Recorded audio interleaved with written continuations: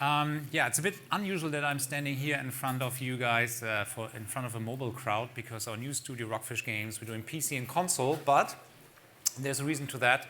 My prior studio, Fish Labs, we did mobile games, and the most known title was Galaxy Fire, was a space shooter, and it had many, many downloads on iOS, and yeah, we took that to do a Kickstarter campaign, and actually it's a 30 minutes, 45 minutes talk, so I really have to rush through the slides a bit.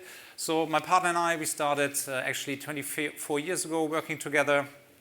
As I said, we built and we were running Fish Labs, and now we're doing PC console, working with Unreal 4, and we took our experience and built a prototype of a space shooter called Everspace, and launched it on Kickstarter, raised roughly $500,000 US through Kickstarter, our website, and other channels.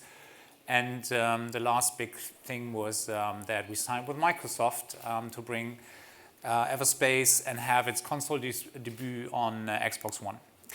All right, so that's Galaxy Fire, the notions, the love that we got from Apple. We got about 50 million downloads on iOS. We got featured a lot. So there is an audience out there that loved space shooters, and we brought the team that did Galaxy Fire from Fish Labs to Rockfish, our new studio. And the most important thing if you start with a Kickstarter campaign is really take some time and to think, how do you position yourself and how do you position your title? And in our case, we thought, well, there are great space shooters out there. There is Star Citizen coming, there's No Man's Sky coming, Elite Dangerous is out there already. And if we go head-to-head against them, that's not going to work. So we have to find a different approach here. And what we said, well, we take our mobile experience, we do a space shooter that's highly accessible, that you can just pick up and play. You dive right into the action. We don't have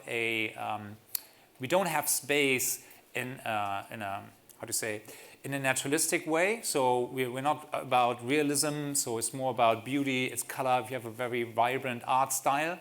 And so we positioned ourselves, so if there are the big titles, multiplayer, PvP, physics are as in real space, we say, no, we do an arcadey space shooter, we have an arty, colorful and vibrant art style, and we have a roguelike game mechanic as a core, and we combine that with AAA visuals. So that was our story here. And on top of that, we said, we also want to have non-linear storytelling in a roguelike. That hasn't been done before, at least to our knowledge. And those three pillars were the starting point for us. Before you do the Kickstarter, you have the challenge to get some awareness for your title. Because obviously, if the title is brand new, if the studio is new, you don't get that hype on Kickstarter to get your game funded. So we started about 4 months before we actually launched the Kickstarter campaign. So we were working on material, we had in-game footage, we created trailers, screenshots, animated GIFs and such. And we built a website its primarily task was to gather email addresses. And by the time we were ready with the Kickstarter campaign, we had this first push that we can send out to our followers and say, well, the Kickstarter is live. If you help us now, that'll be great. And then you get this initial push. And it's very important to get this in the very first 2 days of a Kickstarter campaign. If you search for Steam, Greenlight, Kickstarter, what's the best timing on the web? There are a lot of voices saying you should do your Greenlight on PC Steam while you have the Kickstarter campaign running. I understand the reasoning because you get a lot of visibility from Steam if you're on the front page and you have a great title that is qualifying for Greenlight. While this campaign is running, you get a lot of traffic, and ideally you can send that traffic to your Kickstarter campaign. However, we decided to do it in an opposite way because we wanted to have the Greenlight campaign to get even more followers, so like email addresses that we really can reach out to those fans. And secondly, to get an indication if we're right with the concept of the roguelike AAA visuals non-linear storytelling, because it was kind of a new approach to do a space shooter. And even if you have a very good, a strong guts feeling, you don't know if you're right. And so we used the Steam Greenlight also for a green light for us internally. So is this the right concept? Does it resonate with our fan base and such? And thankfully it did. So we had about 7,000 votes, and 89% of those guys said, yes, we like that concept, we like the graphics, we like the prototype that you're showing. And we had a big push. And the second thought is, you need to have some sort of a success story before you reach out to the media, because journalists will rarely write about your Kickstarter campaign. There are many reasons for that. One is the journalist doesn't know if the game is going to come out one day, because there are a lot of question marks still. Is the game going to be funded completely? Will the team succeed, and etc. So they're a little bit reluctant to write about Kickstarter stories. So you need to have a success story prior to that. In our case, it was the Greenlight, and Greenlight with such strong metrics, like, as I said, 70,000 votes and 89% yes votes. So we used that success, say, by the way, we got greenlit and so on. That was great. And we also took the feedback from the community on Steam to alter our Kickstarter campaign. To give you an example, we thought that VR support in Everspace is a good stretch goal. But we got so much feedback during the Greenlight campaign that people said, this game needs to have VR support, and we decided to have VR support as a day one feature. And so we changed our campaign. So it really gives you the idea where you're standing with your concept, and if you resonate with the feedback, then again you get your strongest ambassadors. So, well, we decided to have VR as a first day feature, and then those guys will promote you within the community. So that's really important. Another thing we did, contrary to what was the recommendation, we launched the Kickstarter campaign at the end of Gamescom, which is, most of you guys probably know, one of the biggest video games shows in the world. Lots of consumers there, but also the press. And some said, well, you shouldn't launch a Kickstarter campaign during a big event because you don't get the coverage. While that is true, we said the thing is, all the journalists are going to be at Gamescom or any other great event anyway. So we take that opportunity and reach out to them. Of course, they won't write in that moment, at that day about us, but they will write about us, or might write about us, the week after. And for a Kickstarter campaign, in our case, it was like the show starts on Wednesday, and we had our Kickstarter campaign Thursday night. To make sure we get some traction in Europe, but the biggest traction you get obviously in the US, so you have a full work day in the US. So we started Thursday night, and we used Tuesday and Thursday to reach out to the media in Germany, but also international press, showed them the prototype, explained the game and such. And then some of them wrote about it immediately, so perfect timing for the Kickstarter launch, and some of them wrote about it the next week. And typically in a Kickstarter campaign, you get your big spike in the beginning, and then you go to this valley where nothing happens. And you want to make sure that during this calmer period, you have some coverage. And it worked exactly as we hoped. So the week after Gamescom, we got the media coverage there. Okay, campaign pillars. As I said, we spent a lot of time on the campaign itself. You can still see it on Kickstarter, Everspace, if you search for that. You will see a lot of videos, you will see a lot of animated GIFs, an in-detail description of the campaign. And with all this great footage that we had out there, I think it helped us a lot to really make our fans understand that, A, we can pull this off, we know exactly what we want, and it is important that we stick to our vision. So you will get a lot of emails to say, hey, how about this feature? Wouldn't it be great to have multiplayer? Wouldn't it be great about whatever? And my advice is, don't get carried away. It's so easy to say, well, we will have all that, because then you think that people will, it's more likely that they support you.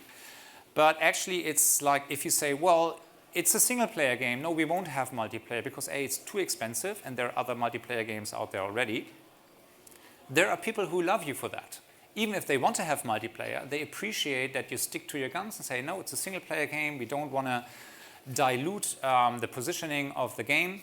We stick to our guns here. It's single-player, it's roguelike, that's it. It's arcadey, it's not simulation, and we think we know what to do. So that paid off, and yeah, of course you have to testify, and I recommend weekly updates. with in-depth video showing in-game footage. I've seen a lot of campaigns failing, and my take is the times where you can have a concept and you just have a promise on Kickstarter, they're just over. You really have to show, you have to prove that you can pull it off.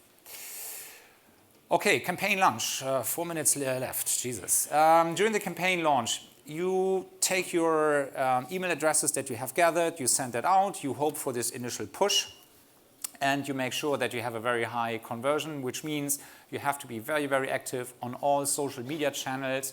You have to answer all the questions, ideally in real time. And this is also true for the wall on Kickstarter. So the backers have a very high expectation that you're really involved. And I almost recommend not to sleep. It's really cancel all private things. You don't have a private life. There's no partner, no friends, no sports whatsoever for this time. It is so important really to stay on track for that and answer that, because every time somebody has a question and you go back to them personally and immediately, they feel valued, and then it's much more likely that they support you financially. And to give you an idea how we got a lot of people actually know about the Kickstarter campaign without spending a lot of money, we used those animated GIFs. You might be familiar on Kotaku. There are a lot of those GIFs that you see. And we launched them on Imager, which is it's a platform where if you see on Facebook those kittens that fall into a trash bin or whatever, those funny GIFs, those are hosted on Imager. And while it's not allowed to use that as an advertising platform, you can have your own account and you put up cool footage there, and then you have to wait that somebody picks it up and pushes it.